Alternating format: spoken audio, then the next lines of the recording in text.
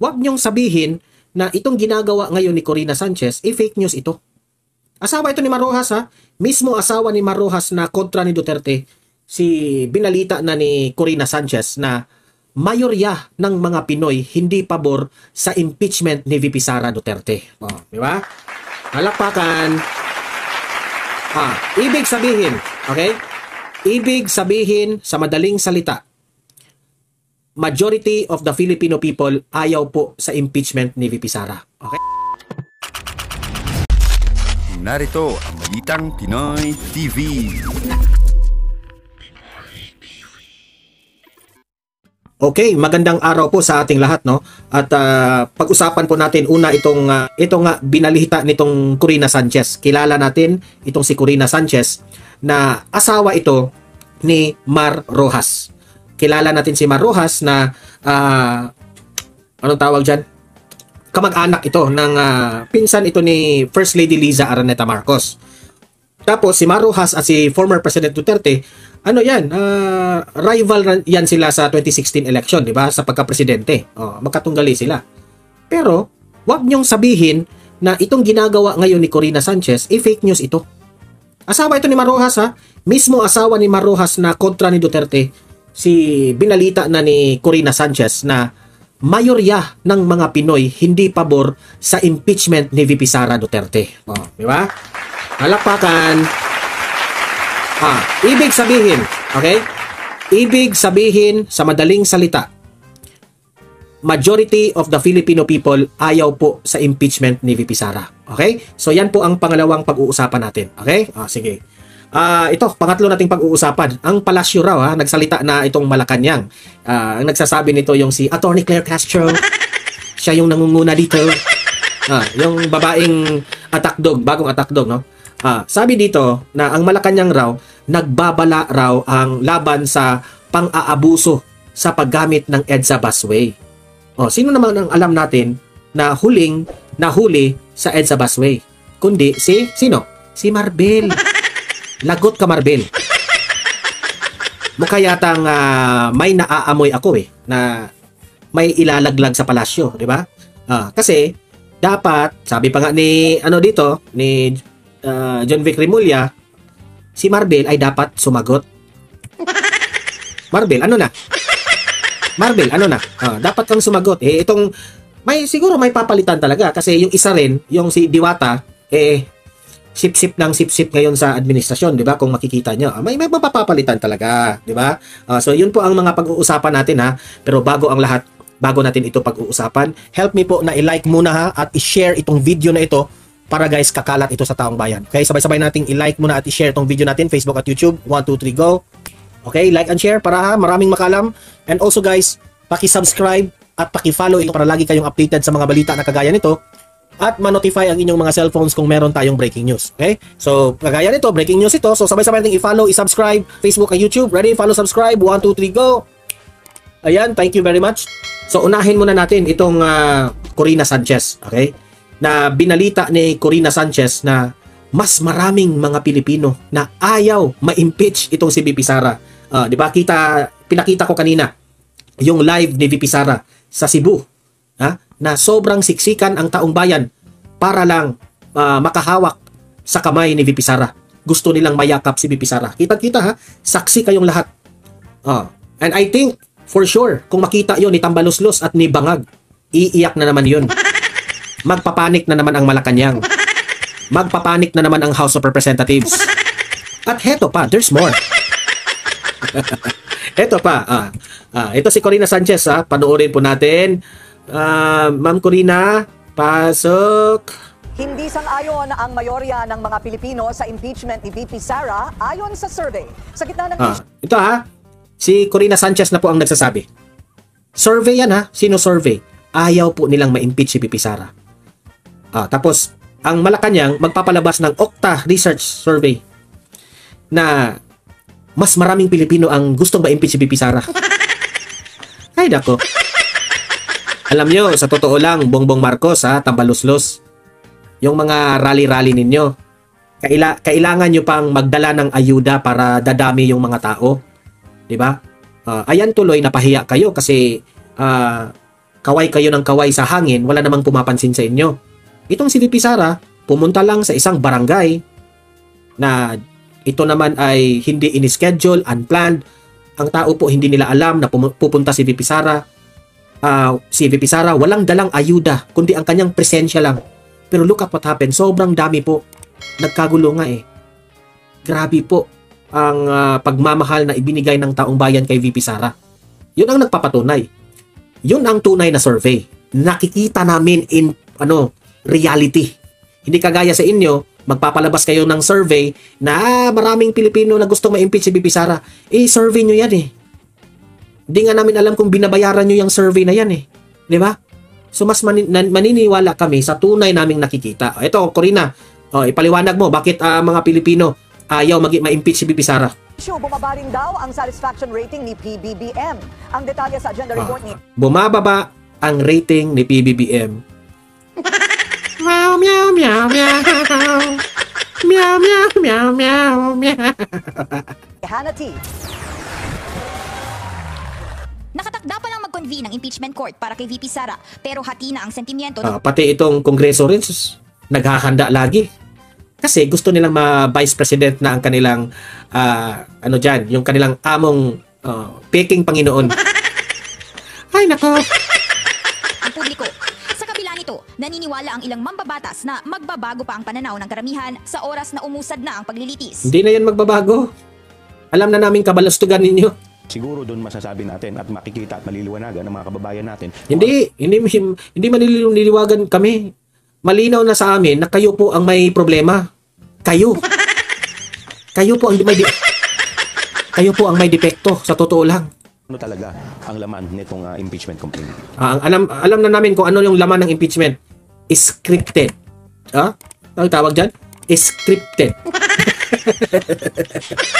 Batay sa WR numero survey, 47% ng mga Pilipino ang hindi pabor sa impeachment ng bise. Ito po 47% ang hindi pabor. 33% raw ang pabor. 20% ang walang opinion. Ito yung mga walang hilig sa politika. Ano na, Bongbong Marcos? Ano na, Tambaluslos? Iyak na naman. Iyak na naman. 33% ang sumusuporta, habang 20% ang walang opinyon. Malakas pa rin ang suporta kay Duterte sa Mindanao, kung saan 66% ang kontra sa impeachment. So, of course, Mindanao di ba? So, talagang 66%, no? Pero sa Metro Manila, 48% ang pabor sa galaw ng Kamara. May naniniwala pa ba dito sa Kamara? May naniniwala pa ba sa inyo? I think para sa akin personally is these surveys would only speak about how important the impeachment process is to the people. Pero habang yes, I think importante yan. Ako, sige. Duda ko rito, magbabackfire ito eh. During the impeachment, malalaman ng taong bayan kung sino yung scripted. Hindi papayag ang taong bayan dyan. Alam naman namin sa simulat sa poll, nag-create kayo ng tuwadcom para ilaglag, siraan, at pinaghandaan para hindi makatakbo si VP Sara sa 2028. Di ba? Alam na namin yan. So kaya kami, kung matuloy man ang impeachment ni VP Sara, well and good. Sige. Para malaman natin ang katotohanan because the Filipino people are very confident na si VP Sara po ay malinis. Hindi kagaya sa inyo na hindi namin kayo maiintindihan bakit si VP Sara lang pina-investigate niyo ang 120 million. Na ang daming problema, ang daming nawalang pera, bilyon-bilyon yung mga corruption na nangyari pero hindi niyo pina-imbestigahan. Anong tawag namin sa inyo? Di ba? Anong tawag namin sa inyo? Galit na talaga kay Sara? Galit na talaga? Di ba? Sinisingle out nyo eh. Pati ang opinyon ng publiko, walang kasiguraduhan kung anong magiging hatol ng Senado. 43% ng mga Pilipino ang walang tiyak na opinyon sa impeachment trial. 34% naman ang naniniwalang dapat siyang mapawalang sala, habang 23% ang gustong mapatalsik siya sa pwesto. Ang kailangan lang naman natin gawin natin kung ano yung talagang naatas sa atin na responsibilidad nang naayon sa salita. Kaya nga ginagawa na nga ninyo. In-impeach na nga ninyo sa House of Representatives. So kayo dyan, relax lang. Aabot tayo sa exciting part. Di ba? Kasi ano ang nakikita ngayon ng taong bayan desperado po kayo, House of Representatives. Gusto nyo kasing mamadaliin ito ng Senado, di ba? Desperado talaga kayo. Nakikita namin yung kagahaman ninyo sa kapangyarihan. Yung amo ninyo dyan, gusto nang maging vice presidente, di ba? Na hindi naman bagay sa kanya. Meow, meow, meow, meow. Di ba? Tambalos-los. Nakita mo yung pangangampanya ni VP Sara sa Cebu? Iyak ka na lang kasi i-uninstall mo yung Facebook at YouTube para hindi ka masaktan. At habang inaantabayanan ng impeachment, mas lumalaki raw ang sentimiento ng publiko laban sa Administrasyong Marcos. Next! Are you sure? Kasi po, sa pagkakaalam ko nasusuka na nga ang taong bayan dito sa administrasyon na ito Tay sa survey. Mula 45% kasi, nasa 30.1% na lang daw ang kontento sa pamamahala ni PBBM. Correct. Yan ang tama. Sa totoo lang, yung una, 2022, pagkapanalo ni PBBM, mataas pa yun ang trust rating. Ngayon, unti-unti nang bumababa, 30% na lang, di ba? Tansya ko dito sa 2028, no, pag mag-step down na itong si Bongbong Marcos as president, siguro na lang, 1% na lang ang naniniwala. 1% na lang. Bumababa talaga, 43% naman ang hindi nasisiyahan sa kanya. Pinakamataas ang disapproval rating. Sino ba namang hindi nasisiyahan, no? I mean, sino ang hindi ano tawag yan? Sino ba namang matutuwa pala dito sa administrasyon na ito? Walang ginawa kundi mag-party-party, concert-concert, di ba? Mamimigay lang ng ayuda, akala siguro niya matakpan na yung mga ginagawa niya, di ba? Sorry. Alam na namin na sabi pa nga ni VP Sara, hindi siya marunong. Sabi ng tatay, he is a weak leader. Hi! Sa Visayas at Mindanao. Pero bumabari ng ratings ni VP Sara. Mula 47%, nasa 41% na lang At least, mas taas si VP Sara sa lahat ng mga government officials. kontento sa kanyang pamamahala. 29% ang hindi nasisiyahan. Itong 29% na hindi nasisiyan, mga tauhan ito ni Franz Castro. Hi! Habang 30% ang undecided. Ayon sa isang political analyst, masyado raw malaki ang porsyento ng undecided o neutral sa naging survey. Hamon na raw ito sa administrasyon. I think, duda ko yan yung 30% na mga undecided, yun yung mga loyalista na mukha yatang totoo, mukha yatang walang kwenta itong administrasyon na ito. Tingnan nyo by 2028, yung 30% na yan, babaliktad na yan lahat. Targetin sila sa kampanya sa mga susunod na buwan. Battleground na raw ang malaking hanay ng mga Pilipinong hindi pa kumbinsido sa performance ni na PBBM at VP Sara. Kaya malaking bahagi ng labanan ngayon will be the narrative, will be perceptions, will be ano ba yung messaging, no? Kaya tingin ko malaking bahagi in the next few months will be an air war para dito sa mga undecided, no? Yan ay clearly disenchanted sa mga policies ng gobyerno, especially in relation sa inflation, in relation sa employment, in relation sa wages, etc. Sa issue ng impeachment, 56% ng mga Pilipino ang naniniwalang dapat manatiling neutral si PBBM. 24% naman ang gustong hadlangan niya ito. At 20% Alam nyo, sa totoo lang, no, bakit bumababa ang rating ni PBBM? Kasi sanay po ang taong bayan kay PBBM na hindi niya kukontrahin ang kanilang mga kalaban. Di ba? Yan naman talaga ang branding ng Marcos administration. Sila yung inaapi, si Bongbong Marcos mananahimik.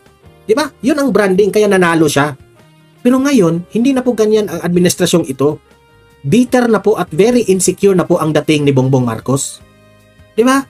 Mayabang na ang dating Nawala na yung reputation ni Bongbong Marcos na mabait, tahimik lang, hindi niya inaaway yung kanyang kalaban.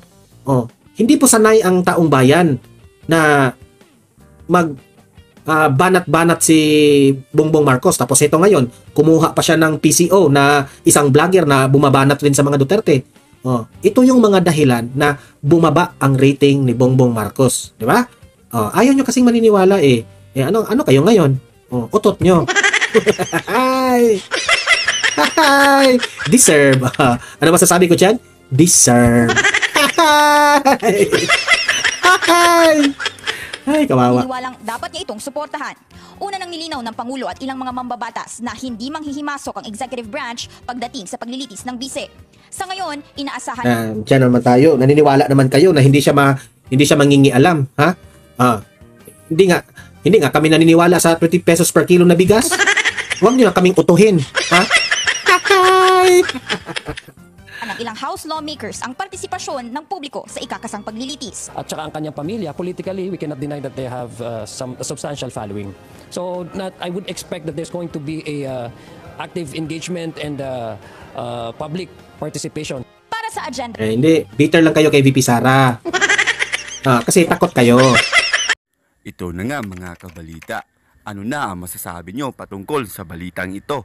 Please comment down below mga kabalita. Pag-usapan natin yan sa comment section. At kung di ka pa nakasubscribe sa ating channel, baka naman